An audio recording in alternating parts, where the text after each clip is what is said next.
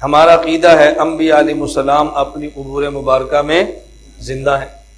ہم دلیل پیش کرتے ہیں الانبیاء احیاء فی قبورہم یصلون، انبیاء اپنی قبروں میں زندہ ہیں، نمازیں پڑھتے ہیں، یہ ہماری دلیل ہے۔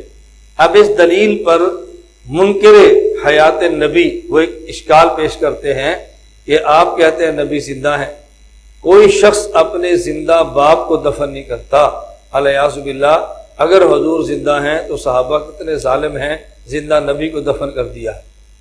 اب یہ عوام میں اشکال پیدا کرتے، ہم نے جواب دیا کہ صحابہ کرام رضی اللہ عنہم مجمعین نے دفن کیا ہے، اس دنیا میں حضور پاک پر موت آ چکی تھی اور دفن کیا ہے، اور ہم حیات مان رہے ہیں قبر میں، حیات مان رہے ہیں قبر میں، برزخ میں۔ تو موت ان کی دنیا میں ہے اور دفن وہ اپنی قبر میں ہے۔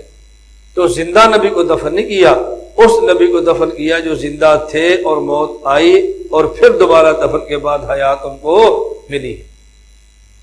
یہ جو خفا تھا نا، اس خفا کو جس وضاحت سے ہم نے دور کیا، اس وضاحت کا نام ہے تنبیہ۔ تو مدعی وہ ہوتا ہے جو دلیل کے ساتھ بات ثابت کرے یا تنبیہ کے ساتھ بات کو ثابت کر دے۔